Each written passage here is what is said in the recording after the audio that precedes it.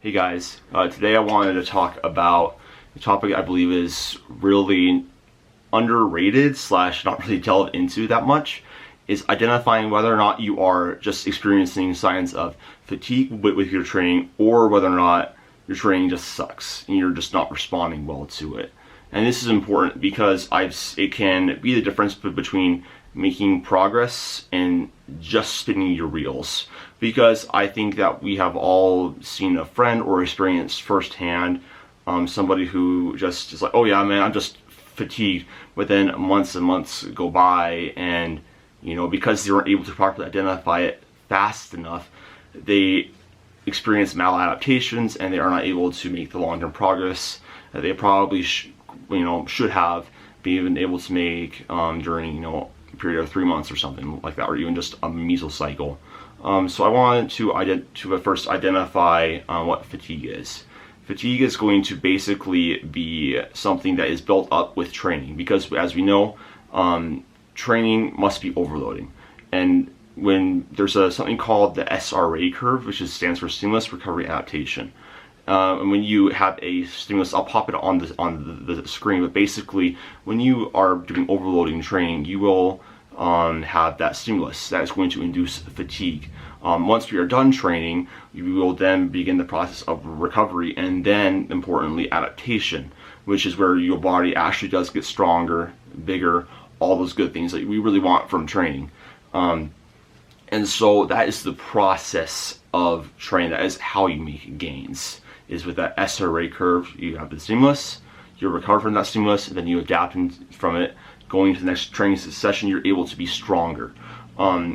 So fatigue is going to be built up over a mesocycle. Now, if you're on a well-structured program, you should be able to progress, because your program should be able to manage your fatigue all throughout, so that you're kind of going like this, and then it kind of will go a little bit more like that towards your overreaching week, and then you'll kind of experience those symptoms of fatigue, such as less desire to train.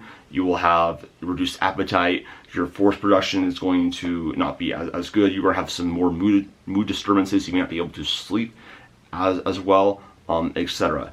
But I think it's extremely important to know that you should only experience those symptoms towards the end of your mesocycle.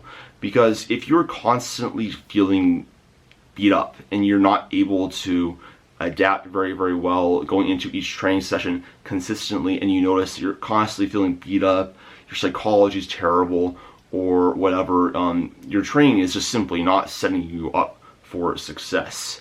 So the way that I would first identify it is make sure that volume is appropriate for whatever phase of training you're in. And that's why, basically, if you are training for strength, your volumes should be a little bit lower, just because you're going to have a little bit more of a nervous system disruption. And if you're training for hypertrophy, you can have a little bit of a higher volume threshold. It's going to depend, but usually within 10 to 20 sets per week for most muscle groups in hypertrophy phase is going to be good. For strength, 5 to 15 per muscle group is going to basically be what most people can recover from, respectively. And it's going to vary based on individuals' recoverability, their nutrition status, their training age, etc. But for the purpose of a general guideline, that is a good place to be for most people. So as we are training, you want to make sure that your volume is first off in place. I think that is the biggest thing that you want to be able to identify, because if you're constantly trying to do too much, you're simply not going to make adaptations. Some lifties will need a little bit more higher volumes just to make that progress. That's why an optimized approach towards the individual is so important.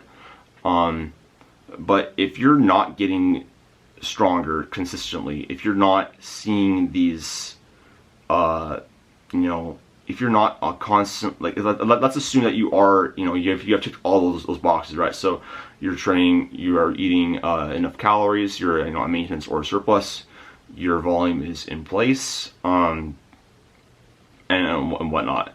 Then why are you probably not making progress? Well, that could simply just be because what you're on, the stimulus, whatever your program is just not the right program for you. And that's when you need to take a step back and reevaluate your long-term plan and then decide what's best for you. Fatigue is something that should really only be an acute thing, and if you're managing it properly, if you're on a good program, it should, like, you're gonna have sessions here and there throughout a meso cycle that don't feel as good, and you're gonna have a little bit more fatigue, but you should be able to bounce back going into your and then be able to consistently progress going into your overreaching week before you deload, and then you take care of that accumulated fatigue, and then you can just restart the process of overload training.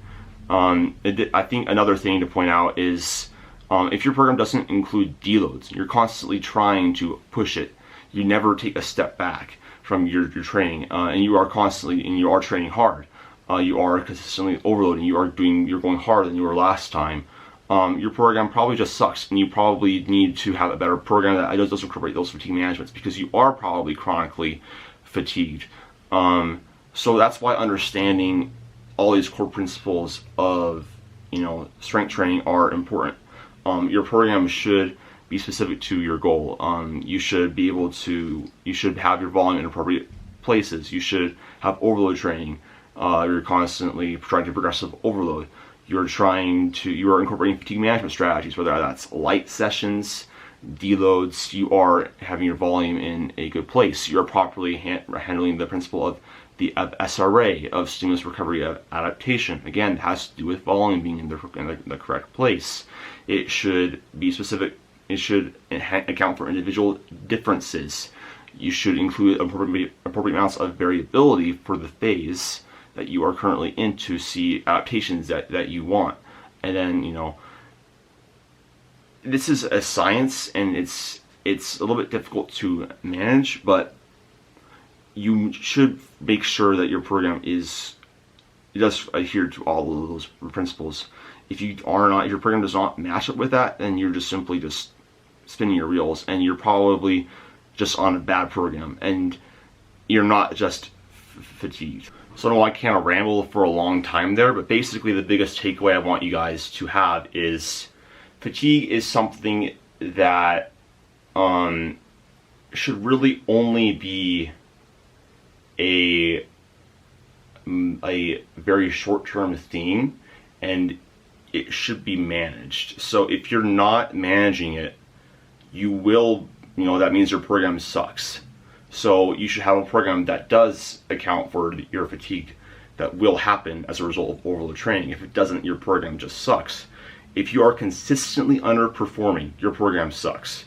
If you are constantly feeling this global sensation of just tiredness, your back hurts, you just aren't about it, like you're tired all the time, no matter how much pre-workout you take, like that's just, that means that your program sucks and that you are never handling that fatigue.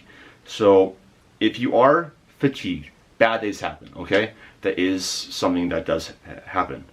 That's, probably just fatigue. But if that's a consistent thing, your program sucks, or you need to take a step back. So it's important to be able to identify that for long-term progress, and just make sure that you respect what you are putting your body through, and realize that you're pushing your body beyond its limits, and that hard training, overload training, means that you will have fatigue. Think of it like, I like to think of it, and a really good analogy is you have to repay the debt. So every single time that you are training hard, you're taking out money, and you gotta be able to repay that via relaxation, deloads, rest days, lighter sessions, or training within proper relative intensities. So that means probably around RPE 7 to 9 for most of the meso cycle, and then appropriate volume landmarks. So I hope that this made sense for you guys, and clear up a few things. If any of you guys are interested in coaching, if you guys have experienced a plateau, your program isn't working for you, I'm taking on clients right now. Custom programs are always available. Social media following is down below. But yeah, thanks guys for watching the video, and please like, comment, share, subscribe, and I'm out.